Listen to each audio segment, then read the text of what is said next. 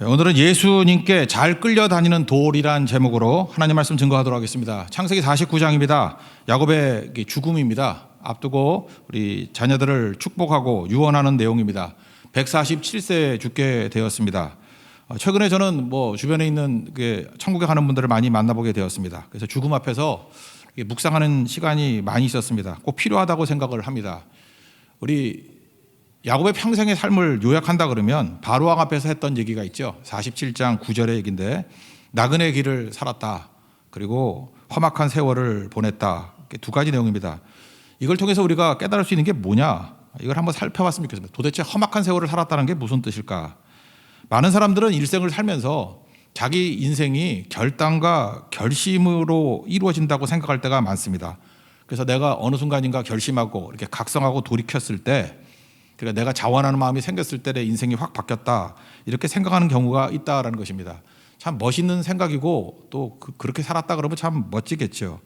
근데 실제로 인생을 들여다보면은 결심대로 사는 사람 별로 없습니다. 각성대로 사는 사람도 별로 없습니다. 자원하는 마음으로 산다, 사실 말은 좋지만 실제로 그렇게 살았던 사람들 별로 없다라는 것입니다. 실제 삶을 들여다보면은 끌려다닌 겁니다. 내가 원해서가 아니라 이렇게 끌려다니는 인생이 훨씬 더 많았다라는 것입니다. 이건 야곱의 인생도 마찬가지죠. 야곱의 인생은 도망다니는 인생이었고요, 할 수 없어서 했던 인생이고, 어떤 의미에선 심지어 죽지 못해서 했던 일들이 많습니다. 잘 보십시오. 그가 형과 아버지 속였기 때문에 도망쳤잖아요. 그리고 바다마람에 라반의 집에 갔을 때도 할 수 없어서 했지 자발적으로 한 거 있습니까? 그리고 약복강 기도 이런 것도 죽지 못해서 한 거지, 형이 죽인다 그러니까 죽지 못해서 했던 기도고 변하지, 그게 자기가 스스로 했던 것은 아니라고 생각합니다. 우리 인생도 마찬가지라는 것입니다. 내가 스스로 결단하고 이런 순간이 왔으면 좋겠다 그러는데 그리 많지 않습니다. 대부분의 인생은 끌려다니는 인생이 맞다라는 것입니다. 야곱이 변했습니다. 끌려다니다가 변화된 것입니다. 그래서 험악한 세월을 살았다, 이 말이 전 맞다고 생각을 합니다. 베드로 보십시오. 베드로의 인생도 이름을 바꿨잖아요. 반석이라고. 근데 그 반석 같았습니까? 사실은 끌려다니는 돌이죠. 돌이 이렇게 끌려다니다 보면 어떤 일이 벌어집니까? 한 40년 끌려다니다 보면은 이렇게 모난 돌도 동글동글해질 겁니다. 둥그렇게 될 거예요. 그래서 변화가 되는 거죠. 사실 끌려다니는 돌입니다, 우리 인생은. 예수님께서 우리 인생을 끌고 다니다가 보니까 변화가 되고 다듬어지고 하나님이 쓰시는 진짜 반석이 되는 경우가 많다는 것입니다. 베드로도 그랬고 야곱도 그랬다고 보는 것이 옳습니다. 부활 이후에 예수님이 베드로 만나가지고 내가 나를 사랑하느냐, 사랑합니다, 내 양을 먹이라, 사명 주시지 않습니까? 그러고 난 다음에 요한복음 21장 18절에 이런 말씀을 합니다. 내가 젊어서는 스스로 띠뛰고 원하는 곳으로 다녔다. 그러니까 자기 멋대로 살았다, 자기 원대로 살았다, 그런 뜻이죠. 근데 그게 아무것도 이루지 못한다는 거죠. 늙어서는 팔을 벌리리니 남이 내게 띠띠우고 원하지 아니하는 곳으로 데려가리라. 그래, 끌려다니는 인생이라는 거죠. 근데 베드로가 언제 쓰임 받았습니까? 자기 소원대로 했을 때는 부인하고 저주하고 실수하고 그랬잖아요. 근데 끌려다니는 인생이 되었을 때 오히려 예수님 앞에 가장 크게 쓰임받는 인생이 되더라는 것입니다. 우리 인생도 마찬가지입니다. 끌려다니는 돌이 돼야 됩니다. 그러다 보면은 이렇게 다듬어지고 맨들맨들해져서 하나님 앞에 쓰임받는 인생이 된다라는 것입니다. 조금 전에 우리 찬양했죠. 그래서 예수라고. 그 내용 보면 뭐라고 돼 있어요? 세상의 성공이 우리 신이 되었다고. 결과는 뭡니까? 절망만을 줬죠. 또 어떤 때는 우리 욕심이 신이 되었죠. 내 마음대로 하는 욕심이 신이 되었다고요. 결국은 무엇입니까? 고단한 인생 살았다. 딱 야곱의 고백 아닙니까? 나는 고단한 인생 살았다, 험악한 세월 살았다. 똑같은 얘기라는 것입니다. 예수님께서 우리를 불쌍히 여기셔서 나무에 달리시고 십자가에 죽으셔서 우리를 건져주시고 우리를 끌고 다니신 거예요. 그러다 보니까 이렇게 변화가 된 것입니다. 사실은 우리가 돌이켜 한번 보십시오. 우리 인생이 지금도 제일 큰 감격이 뭐냐 하면은, 내가 옛날에는 성공이라든지 돈 이런 거에 끌려다녔어요. 지금도 그런 분들 계시겠지만, 끌려다니다가 어느 순간인가 그게 다 끝나버리고 지금 예수님께 끌려다니고 있어요. 오늘도 이렇게 팬데믹 이후에 이렇게 예배 나오지 않았습니까? 예수님께 끌려서 나오신 분도 있을 거예요. 마지못해서 전화 받고 나오신 분도 있을 것이고, 고난 때문에 할 수 없이 나오신 분도 있을 것이고, 갈 데가 없어서 오신 분도 있을 것이고, 사실 이게 끌려온 거거든요. 근데 끌려온 것이 우리를 만들었다라는 것입니다. 여러분, 남은 인생은 좀 예수님께 끌려다니십시오. 이 끌려다니는 인생, 그게 승리하는 인생이라는 것입니다. 끌려다니기 위해서 필요한 게 뭐죠? 주님이 부르실 때 잠깐만 거절하지 말고 그냥 힘 빼라고요. 맡기는 거. 그래서 맡길 때 잘 끌려다니거든요. 끌려다니다 보면 뭐가 된다는 것입니다. 저도 과거에는 뭘 이렇게 의지를 가지고 뭘 목표를 가지고 이렇게 뛰려고 그랬는데 사실은 게 자아밖에 안 되더라고요. 이루는 게 별로 없었습니다. 근데 맡기고 끌려다니다 보니까 하나님의 때에 하나님의 능력으로 하나님의 계획을 이루시더라는 거예요. 여러분도 잘 끌려다니는 돌이 되어서 하나님 앞에 쓰임받는 우리 믿음의 종 되기를 바랍니다. 그래서 이걸 뭐라 그러죠? 하나님의 인도하심 또는 인생은 수동태다 그러잖아요. 인생은 수동태입니다. 맡겼을 때 훨씬 더 많은 것을 하게 된다는 것입니다. 맡겼을 때 훨씬 더 강해진다는 것입니다. 맡겨서 이렇게 끌려다니다 보면은 부드러워지고 또 우리 인생이 따뜻한 인생이 된다는 것입니다. 맡긴다는 게 뭐라 그랬어요? 세 가지 동의어를 얘기했죠. 맡긴다, 안식한다, 완성된다. 그러니까 우리 인생의 완성은 하나님께 맡기는 겁니다. 우리가 할 수 없는 것들은 신뢰하라 그러잖아요. 신뢰가 맡기는 거죠. 맡겼을 때 완성이 되고 오히려 더 많은 것을 이룰 수 있다는 것입니다. 우리 야곱의 죽음 앞에서 우리도 이걸 깨달아야 된다는 것입니다. 하나님께 다 맡기십시오.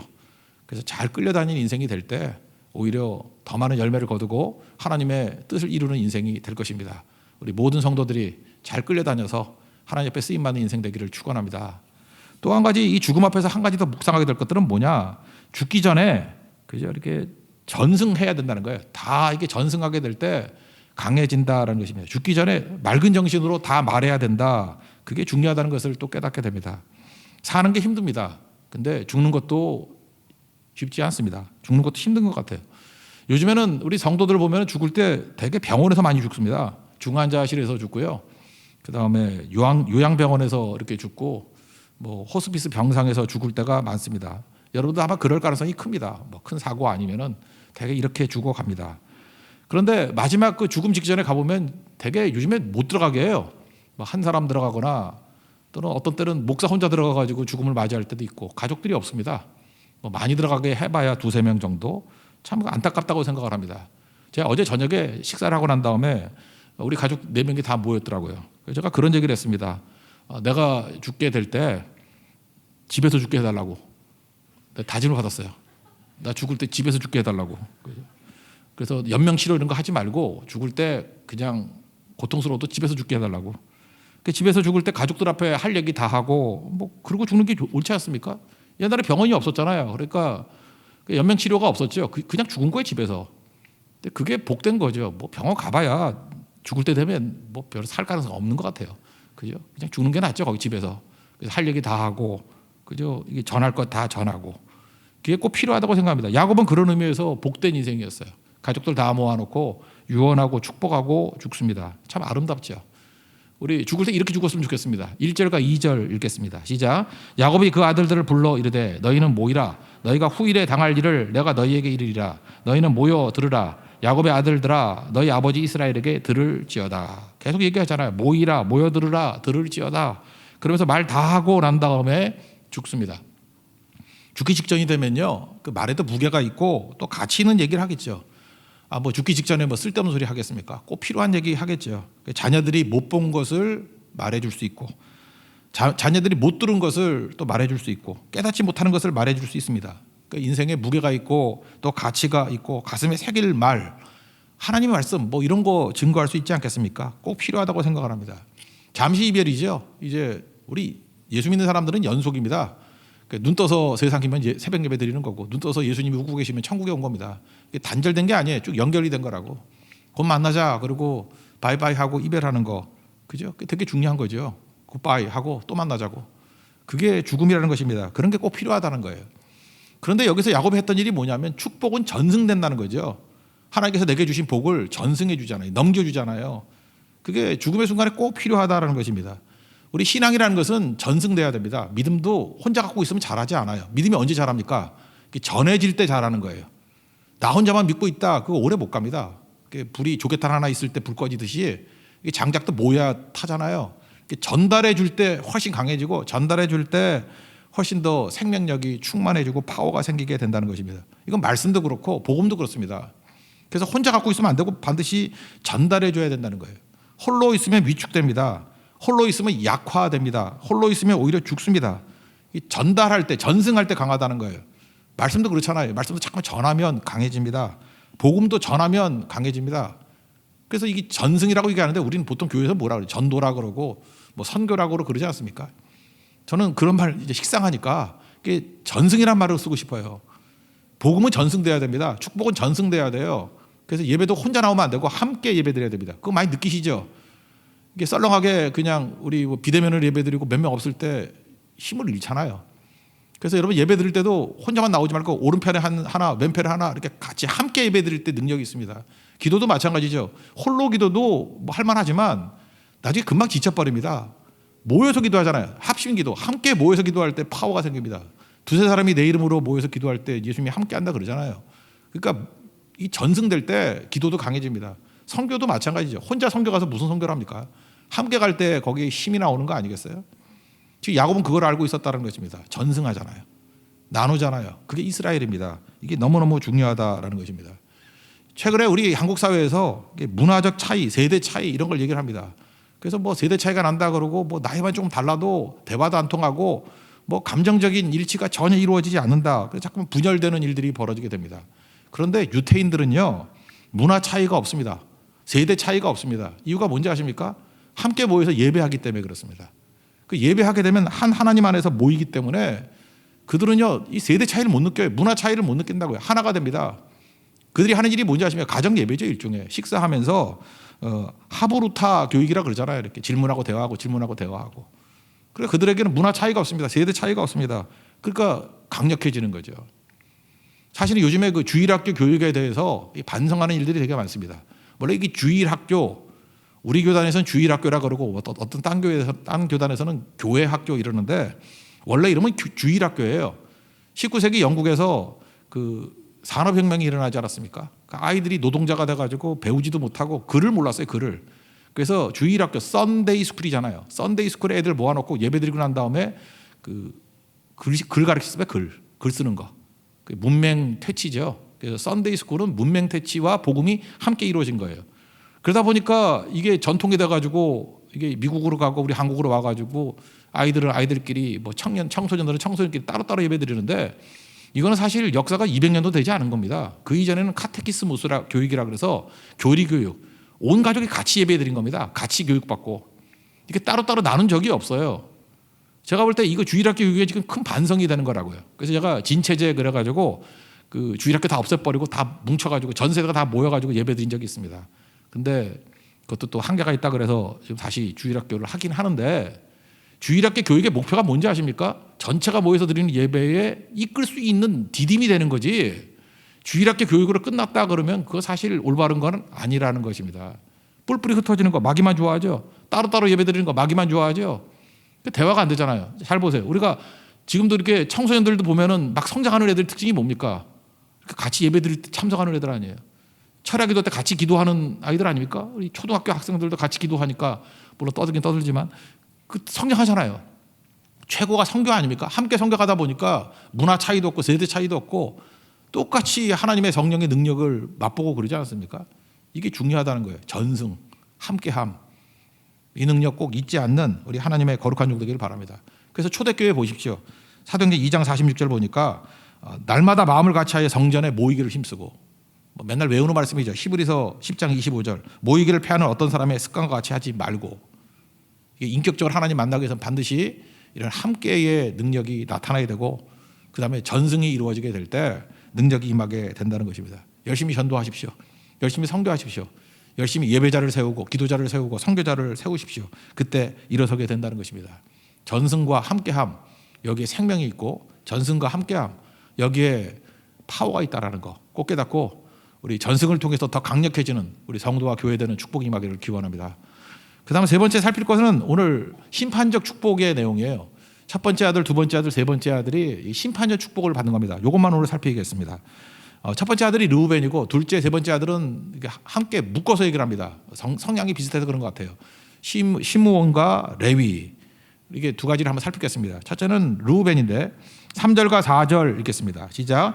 르우벤아 너는 내 장자여 내 능력여 내 기력의 시작이라. 위풍이 월등하고 권능이 탁월하다마는 물의 끓음 같았은즉 너는 탁월하지 못하리니 내가 아버지의 침상에 올라 더럽혔음이로다. 그가 내 침상에 올랐었도다. 우리 과거 시대 특별히 뭐 창세기 시대 이럴 때는요 장자 독식 시대죠. 장자에게 모든 게 다 갚버리는 시대고 이스라엘도 그랬습니다. 르우벤이 장자예요. 근데 장자로서의 유익함을 하나도 누리지 못합니다. 여기서 참 야곱이 참 대단하다는 걸 느낄 수 있죠. 그게 바로 뭐냐 하면은 덕담 정도 하는 게 아니라 자녀들을 잘 관찰을 했는가 봐요. 그래서 자녀에 맞는 축복과 맞는 유언을 남깁니다. 우리도 그랬죠. 사랑이 없으면 하는 일이 뭐라 그랬어요? n분의 1을 나누는 거. 100만 원 갖고 10명 똑같이 10만 원씩 줘버리는 거. 그거 사랑이 없는 거예요. 머리가 없는 거예요. 근데 우리가 관찰을 하고 그의 특성을 제대로 안다 그러면은 어떤 사람에게 돈이 필요한 거, 어떤 사람에게 조언이 필요하고, 어떤 사람에게는 배움이 필요하고 다 다르잖아요. 그래서 자녀의 특성에 따라서 사랑하는 방법이 다른 거죠. 하나님도 그렇게 접근하신다는 것입니다. 28절 넘어가 보니까 어떻게 했다 그랬어요? 분량대로 축복했다 그러죠. 분량대로가 뭡니까? 특성에 맞게 축복했다. 우리도 마찬가지입니다. 사람마다 다 달라요. 똑같은 게 아니라고요. 그래서 이게 분량대로 축복하고 특성에 맞춰서 축복할 수 있는 그런 하나님의 접근이 있는 우리 하나님 종 되길 바랍니다. 그런 의미에서 르우벤은 특성이 뭐냐면 이 사람은 충동적인 사람입니다. 그래서 절제가 별로 없었던 것 같아요. 그래서 물에 끓은 같다 그랬잖아요. 앞부분에 장점들 쭉 얘기를 하고 있죠. 뭐 탁월하다, 위풍이 월등하고 뭐 권능이 탁월하다. 그러나 물에 끓은 같은 이런 충동성이 그의 탁월함을 가로막게 된다. 대표적인 게 뭐죠? 그 아버지의 첫 비라와 동침한 그 사건을 얘기하는 것 같습니다. 충동적이다. 이 르우벤에 관해서 어떤 사람들은 이게 동정적으로 이렇게 해석하는 경우도 있습니다. 저는 이거 별로 지지하지 않아요. 동정적인 해석이 뭐냐면 이거예요. 왜 비라와 동침했느냐? 아버지의 첫 비라와 동침했느냐? 그 르우벤이 자기 엄마를 무지 사랑했다는 거예요. 엄마가 누구예요? 레아죠. 근데 아버지는 라헬만 사랑하는 거예요. 엄마를 알기를 우습게 여기는 거예요.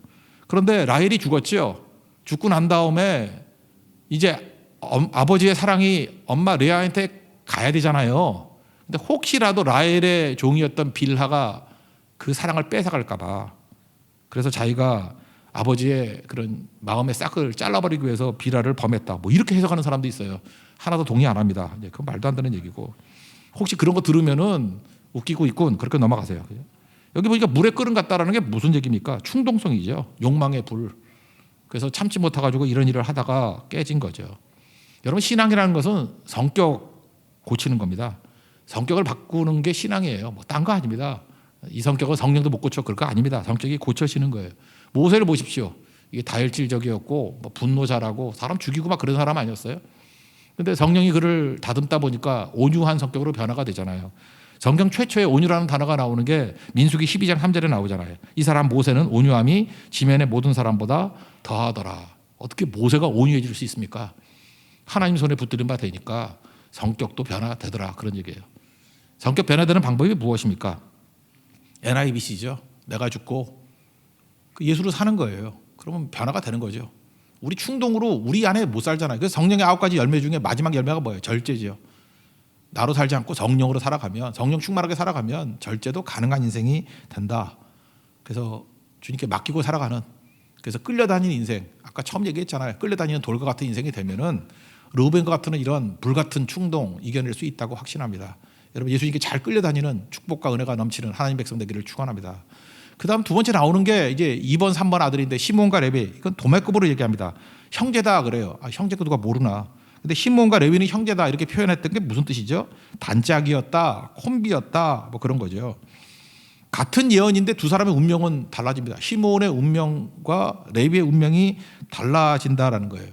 여러분 이 예언이 이건 약간 저주같이 보이는 예언인데 우리는 운명적이지 않습니다. 운명이 아니라 너희들은 이런 특성을 가지고 있으니까 그런 약점을 강점으로 변화시켜라 그런 얘기죠. 시몬은 약점이 약점으로 끝나버린 사람이고 그 다음에 레위는 그 약점을 강점으로 변화시킨 존재였다는 것입니다. 이들의 특징은 폭력적이고 또 하나는 감정이에요. 그래서 그 34장에 보니까 동생 그 디나가 그 욕보임을 당하잖아요. 그래서 세겜과 그 하몰 일족들 다 죽여버려서 그 자기 집안이 아주 멸절될 위기에 처하게 된 거죠. 그래서 아버지 야곱이 굉장히 화가 났던 것 같아요. 이 시몬과 레위에 대해서. 그래서 이들을 묘사할 때 단어가 주로 이런 겁니다. 분노, 혈기, 노여움, 분기 뭐 이런 거죠. 우리 가운데 이렇게 화 잘 내시는 분들이 있죠. 야고보서 1장 20절 보니까 사람의 성내는 것이 하나님의 의를 이루지 못한다. 우리 의라는 단어를 이렇게도 해석할 수 있다고 그랬죠. 관계인데 원래는 관계, 디카이오스네. 근데 의는 구약에서는 거의 이기다예요. 이기다. 의인 그러면 이긴 자예요. 하나님께서 우리를 의롭게 하셨다 하면 이기게 하셨다 그런 뜻이에요. 그래서 의를 이겼다라는 말로 표현할 수 있어요. 그러니까 사람의 성내는 것이 이기게 못한다는 거예요. 잠깐 성내면 지는 겁니다. 절대로 세상에 이기지 못해요. 그러니까 의를 이룬다는 것은 승자가 된다. 이기게 된다. 그러니까 이거 내 성질대로 하면 안 되는 거겠죠. 그래서 여기는 두 가지 얘기를 하고 있어요.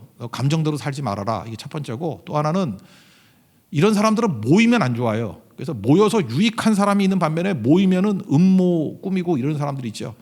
교회 안에서 그런 사람이 있어요. 어떤 사람끼리 저 사람 모이면 안 좋은데 각각 흩어져 가지고 이렇게 좀 예배 잘 들었으면 좋겠다 그러는데 잠깐 모여 가지고 망하는 사람들이 있어요. 그게 시므온과 레위거든요. 흩어져라. 흩어지는 게 복인 사람도 있습니다. 흩어지십시오. 너무 이렇게 모여만 있다고 다 되는 게 아니에요. 하나님께서 어떤 흩을 때의 복이 있다라는 것입니다. 한번 내용을 읽어보겠습니다. 5절부터 7절까지 읽겠습니다. 시작. 시므온과 레위는 형제여, 그들의 칼은 폭력의 도구로다. 내 호나 그들의 모의에 상관하지 말지어다. 내 영광아 그들의 집회에 참여하지 말지어다. 그들이 그들의 분노대로 사람을 죽이고 그들의 혈기대로 소의 발목 힘줄을 끊었음이로다. 그 노염이 혹독하니 저주를 받을 것이요 분기가 맹렬하니 저주를 받을 것이라. 내가 그들을 야곱 중에서 나누며 이스라엘 중에서 흩으리로다. 이건 예언이 되어 운명적이지 않다는 거예요. 이거는요, 약함을 알고 수정하면은 오히려 장점으로도 변화가 될 수 있다는 것입니다. 근데 이걸 못했던 게 시므온이고 이 수정해서 변화가 됐던 게 레위예요. 우리도 약점이 있는데 레위같이 변화되기를 원합니다. 시므온은 이런 폭력성하고 또 흩어짐, 이거 변화가 안 됐던 것 같아요. 그래서 그 유다 지파의 땅 가운데 있다가 흡수돼 버렸어요. 그래서 시므온 지파는 제일 먼저 없어진 지파 중에 하나가 돼버렸다는 것입니다. 그래서 이건 별로 뭐 다룰 게 없고요. 그 다음에 다룰 게 레위 지파인데, 레위도 똑같은 내용이었는데 레위 지파가 하나님 앞에서 이렇게 쓰임받게 된, 그러니까 제사장 지파로 쓰임받게 됐던 사건이 두 가지가 있습니다. 하나는 금송아지 사건. 모세가 시내산에 올라갔을 때 밑에서 금송아지 만들어 놓고 우상 숭배했죠. 또 하나는 민수기 25장에 나오는 그 모압 여인들과 이렇게 집단 범죄 저질렀을 때 그때 비느하스가 일어났던 거. 두 가지입니다. 출애굽기 32장 26절 보니까 모세가 진문에 서서 이르되 누구든지 여호와의 편에 있는 자는 내게로 나오라 하매 레위 자손이 다 모여 그에게로 가는지라. 금송아지 우상 숭배했을 때 누구든지지요. 이건 뭐예요? 이거 순종에 대한 요청이에요. 누구든지 여호와의 편에 있는 자는 내게로 나오라 그랬더니 레위 사람 한두 명이 아니라 레위 지파 전체가 다 나갔어요. 여호와 앞에 서겠다. 그래서 3,000명 죽여버립니다. 이게 하나님께서 귀하게 여기셨던 것 같아요. 그래서 출애굽기 32장 29절에 여기서 처음으로 헌신이라는 단어가 나와요. 오늘 여호와께 헌신하게 되었느니라. 니네들이 헌신했다라는 거예요.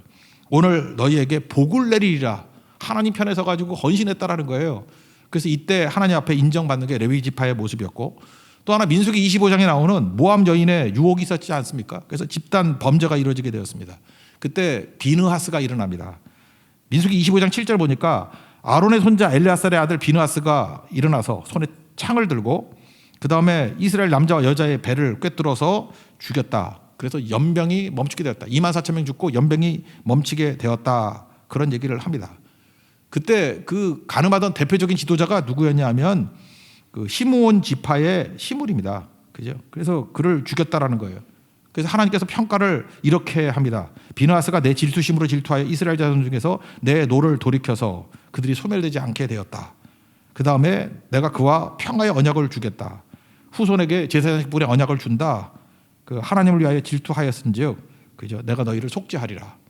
그래서 여기서 나오는 단어가 뭐냐면 헌신이라는 단어가 나와요. 헌신. 하나님 앞에 헌신했다라는 것입니다. 하나님께서 귀하게 여기셨다라는 거예요. 그러므로 여러분들 레위 지파는요, 그 흩어짐이라는 이 저주가 있었음에도 불구하고 하나님 앞에 헌신했더니 그 흩어짐 또는 뭐 폭력적인 피조하는 거 이런 것들을 하나님께서 선용하시는 거예요. 선용. 이 사람들이 피를 되게 좋아했거든요. 피를 좋아하니까 뭐로 써요? 제사장으로 쓰니까 제사장이 맨날 피 보죠. 짐승 잡아가지고. 그러니까 이게 우리는 피를 보면 막 두려운 사람이 있잖아요. 어떤 사람 피 때문에 그 의사가 안 되는 사람이 있더라고. 피 못하겠다고. 이게 해부 못해가지고 도망친 사람 내가 알고 있어요. 해부만은 못하겠다고. 그죠? 한 번 하는 것도 그것도 못하겠다고. 기절을 해버렸어요. 그거 보고. 그런 사람이 있거든요. 근데 레위는 음식점도 없고 피막골 가서 먹는 사람이에요. 그죠? 피 되게 좋아해요. 그 날마다 피죠. 그냥 짐승 잡고. 하나님께 그렇게 선용하시는 거죠. 또 하나 흩으리로다. 이것도 복이 됐죠. 흩으리로다. 48개 성에 흩어져 가지고 전국에 흩어져 가지고 레위 지파의 역할을 감당하자. 예배드리는 사람으로 역할을 감당하지 않습니까? 하나님께서 이렇게 선용하신다라는 거예요. 어떤 사람이 거짓말을 많이 해요. 거짓말하는 사람이 예수 믿는다고 거짓말을 변하는 거 아닙니다. 또 역시 거짓말이에요. 하나님께서 그를 작가로 만드셔가지고 아주 합법적인 거짓말을 하게 만드실 때 뭐 이런 것도 있습니다. 저는 최근에 그런 기사 봤어요. 해커가 나쁜 거잖아요, 그죠? 나쁜 건데 보안 전문가가 돼버렸어요. 그래서 우리 교과서에도 나와요. 그 박찬임 대표라고, 그죠? 박찬임. 그래서 스틸리언이라고 박찬암인가 임인가 하여튼 그런 분, 스틸리언. 그 교과서에도 나오더라고. 그렇게 변화가 된다라는 것입니다. 그런 걸 우리가 해야 될 일이 뭐죠? 하나님께서 여기서 헌신이라고 나오는데 우리에게 어느 순간인가 순종할 기회를 주십니다. 그때 순종은 한 번 순종하면 방향이 바뀐다 그랬죠. 하나님 향해서 방향이 확 바뀌어 버렸어요. 레위가. 또다시 비누아스를 통해서 헌신하니까 도약이 일어나고요. 그다음에 계속해서 헌신하니까 이 가문을 통해서 많은 영혼들을 주께 이끌 수 있는 제사장 지파가 돼버리잖아요. 기적을 행하게 되잖아요. 약점이 엄청난 장점으로 변화가 되는 축복과 은혜가 임하게 되더라는 것입니다. 여러분 시므온의 길을 걷지 마시고 하나님께서 우리를 아십니다. 우리 그 체질을 아셔요. 약점을 알려주신다고요. 우리 약점이 약점될 수도 있지만 하나님 손에 붙들리면 놀라운 장점으로도 변화될 수 있다는 것입니다. 주께 붙들림받아 되는 하나님의 거룩한 종 되기를 축원합니다. 자리에서 일어나겠습니다. 내 삶은 주의 것 찬양하겠습니다.